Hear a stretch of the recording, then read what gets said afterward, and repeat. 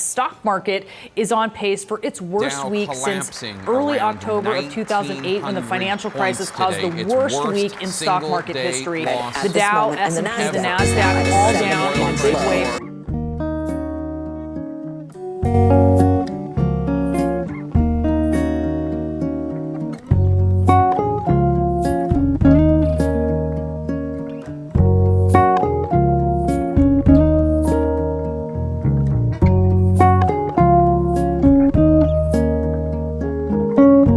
The primary reason I became an entrepreneur, so I had the high-paying jobs. That wasn't the issue. I became an entrepreneur for the opportunity to learn. I didn't have to go to 9 to 5 at any one office, and I was free to go screw up all over the world, which I did. I only became an entrepreneur because it was the greatest challenge I could take on as far as my personal education, personal development, and it wasn't to make money. My first business was a nylon and Velcro surfer wallet business, and the mistake I made, I was successful. And we grew internationally so fast, I just couldn't finance my success. And so I started borrowing money, and which was good. I started to learn how to raise capital. I learned how to negotiating, the reason I was in Korea fighting Taekwondo was I was out there negotiating anyway for production, because we were manufacturing in Hawaii where the cost of manufacturing was too high. So I had to fly to Korea and Taiwan to negotiate manufacturing. I tell you, man, you're not stupid until you're negotiating against Koreans and Taiwanese, man. Those guys had me coming and going up one side and down the other. But that's what I did it for. You know what I mean? Is to learn, and to learn to finance, learn how to factor, how to ship and then factor my inventory and all this stuff. And I learned so much as I was going broke. And so when I explain to young people, that's what I did it for. That's how you get smarter. But in this academic culture, the person who makes the most mistakes is a stupid person. But in entrepreneur, the person that makes the most mistakes and learns from them is the rich person. So I always say to young entrepreneurs, it's not money will never make you rich. It's your experience, how much you learn, the mistakes you make, the people you make. And although there's horrible experiences, they're all good experiences if you learn from them. And that's the attitudinal difference of an entrepreneur. Most guys are small business guys, they're not entrepreneurs. They open a pizza shop to make money and they get stuck in that pizza shop forever. And the subject of entrepreneur is a massive subject. So you get a drug dealer peddling drugs is also an entrepreneur, as is Jeff Bezos, running the biggest product pushing company in the whole world. They're both entrepreneurs. But the gap between the drug dealer and Bezos, massive. When I speak to young people, I say, what kind of entrepreneur do you want to be? And if you're just here to make money, you can do that, but it's not exciting. I took 3 companies public through Toronto. First through VC, Vancouver Stock Exchange, and I had to migrate to the Toronto Stock Exchange. Why did I do that? To learn how to raise capital on public markets. Now, the average entrepreneur never does that. They keep opening their pizza shop and they open 2 pizza shops. And that's about it, because they're in it just for the money. I wanted to learn something. So I took my first was an oil company in Portugal. And I took that public, and everybody told me there's no oil in Portugal. And I found out the hard way. They're right. There's no oil there. That company crashed and burned like a airplane coming out of the sky, And then the next thing, I started a silver company in Argentina, and we struck silver, and we did very well. And then I started a gold company in China, and the Chinese took it. So those are priceless experiences. You bitter? I go, yeah, but that's what I did it for. You understand that? I did it for that. He says, the moment you go into the unknown, you're getting destabilized, but you're getting stronger. And the average person, they want security and less risk. They're getting stupider and less fragile, more fragile. So you become anti-fragile when you go into the unknown. I explained that to my company. I said, I don't care if you make a mistake. I do care if you don't tell me about it.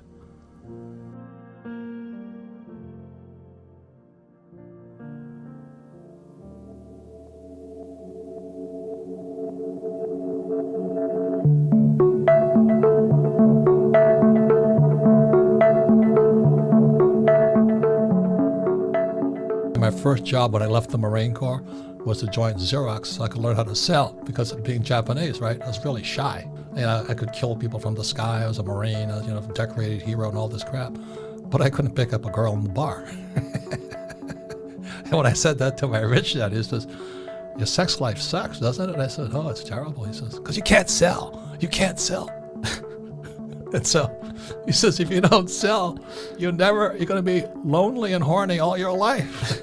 So that kind of inspired me to learn how to sell. So I joined Xerox, you know what I mean? But you have to do what it takes. You think about entrepreneurs, you're not manual labor.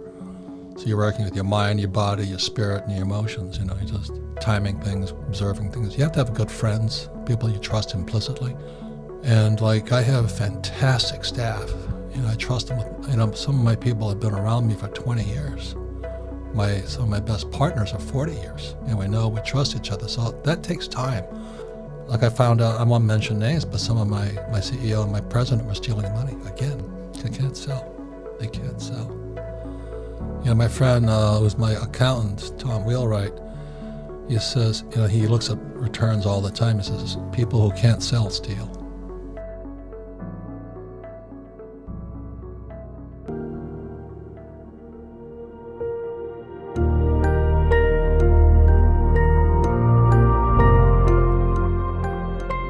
Our academic systems are out of touch with the real world.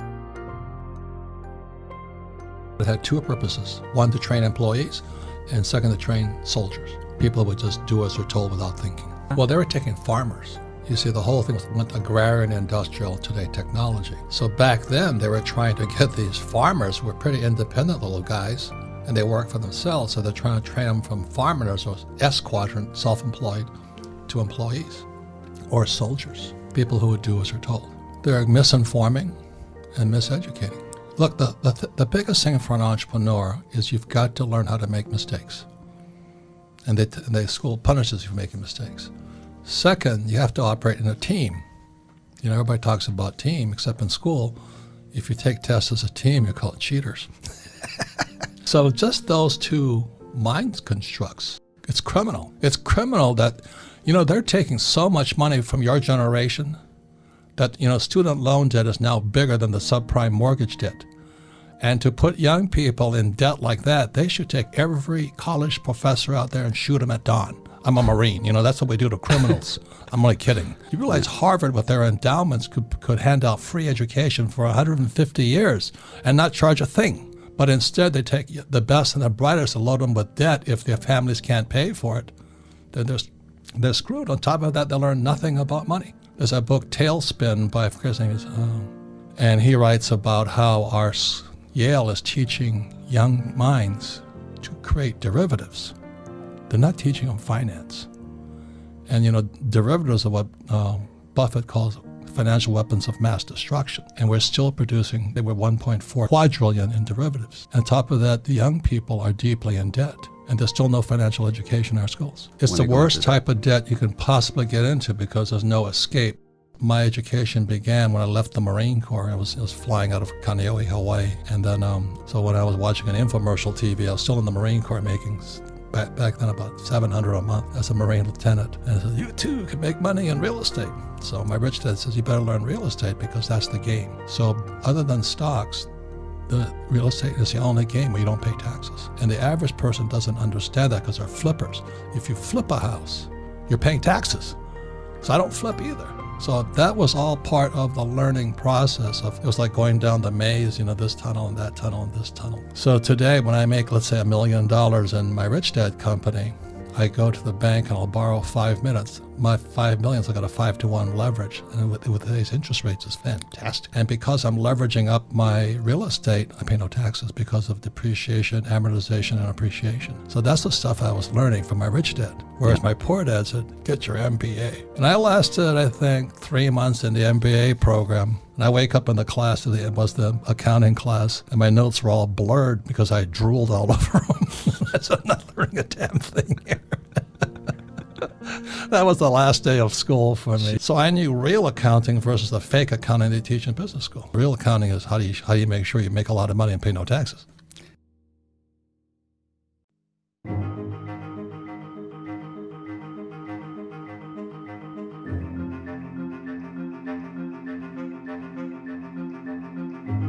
If you're an employee across the world, it's the average tax bracket is 40%. So you make $100,000. That means 40K is going to the government. If you're a small business, an S quadrant, 60% goes.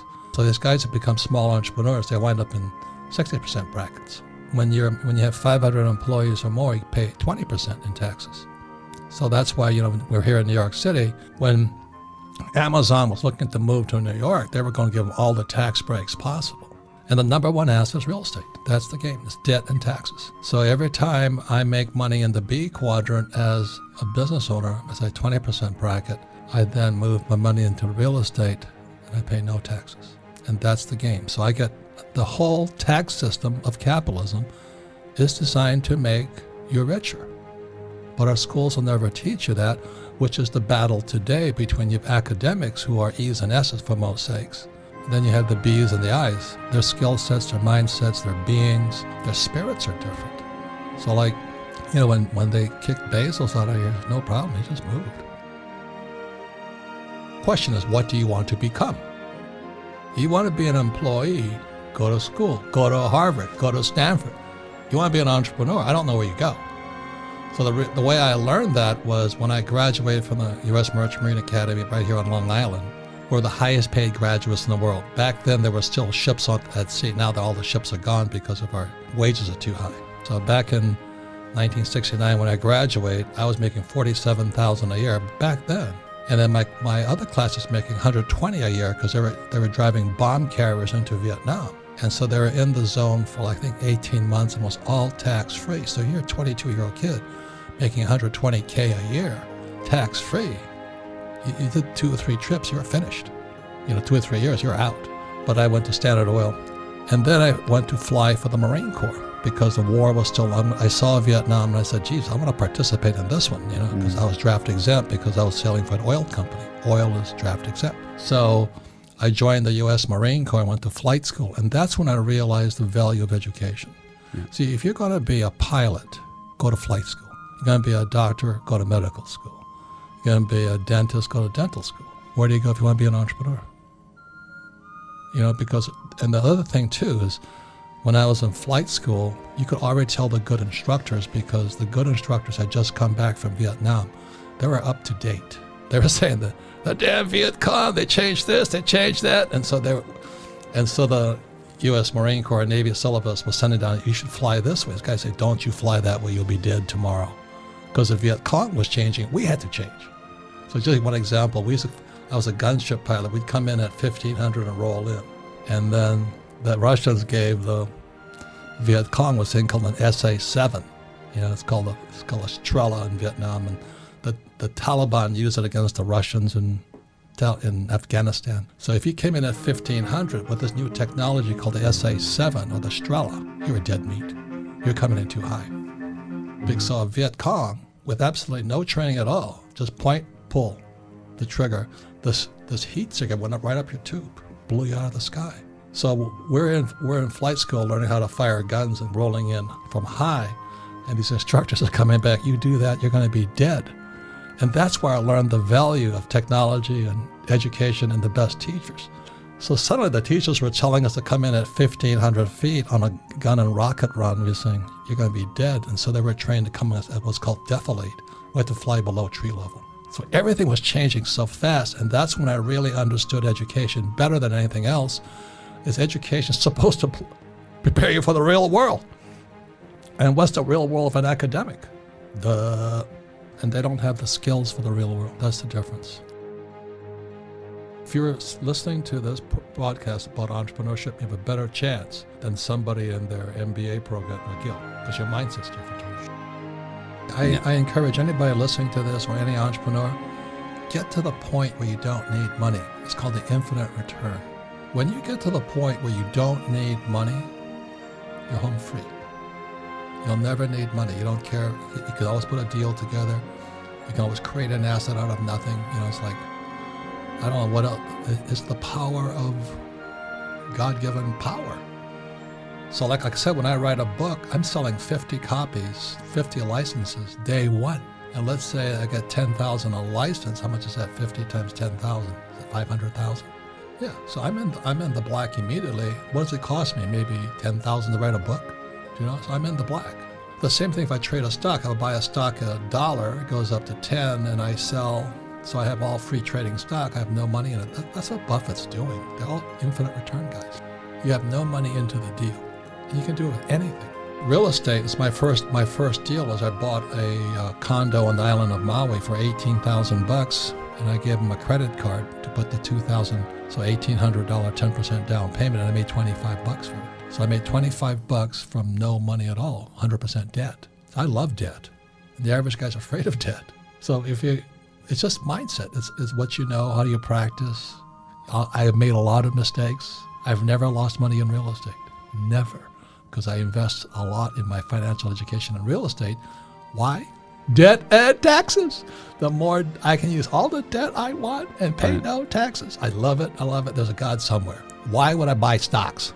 I don't understand that game. You can make money quickly, and stocks are good because they're illiquid. I mean, they're liquid. You can get out of the stocks real quick, and real estate's dangerous because you can't get out of it. But that's why I've got to study more. So anyway, the biggest thing I can say to any entrepreneur is learn. Be an active learner, low ego. It's tough when you're successful, because when my nylon and vertical surfer wallet business went to the moon, I was crashing down right after it.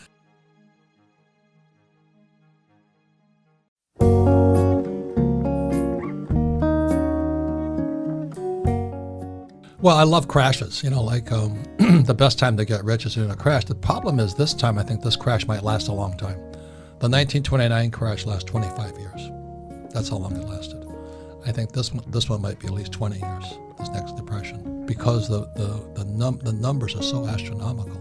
Japan is 260% debt to GDP, 240 to 60%. America is 115% debt to GDP. That's much, and increasing $1 trillion a year. How are we going to pay it back? And then, my book here, Who Stole My Pension? The pensions are bankrupt. Defined benefit pensions for school teachers, firefighters, and police officers estimate between $9 to $14 trillion underfunded. So that's why I sit and I watch and I go, this one might be a long one. And just today, as we're talking, the 10-year went below 1%. You can't keep printing money. It's never worked in history, at least as far as I know. So that's what I watch. On the other side of it, it's a great time to be an entrepreneur, because if you're smart, you have a good spirit, and you learn quickly. See, the greatest thing about an entrepreneur is how fast can you learn. When you look at the 7 deadly sins, the biggest tragedy is ego. So ego or vainglory is the road straight to hell. And so you got to, I tell you I made mistakes. I tell you I screwed up. I'm definitely on the short list for saint. But you better be honest, and people trust you, and you better keep your word. You're only as good as your word. So actions and words must be in integrity. I own millions and millions and millions and millions and millions in gold, because I started buying gold in 1973 when it was illegal for Americans to own gold. And I like gold and silver because there's no counterparty risk. There's no other party to it. Gold and silver are God's money. So people say, well, it's not a good investment. I said, yeah, but I sleep at night. What's that worth? So I don't care if the dollar is corrupt, the U.S. dollar is corrupt, but it's the strongest currency in a horrible currency world. So if you're U.S., save dollars.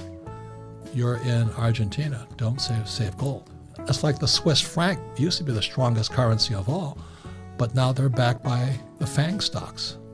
And so I'm kind of backing off of the Swiss, whatever they use.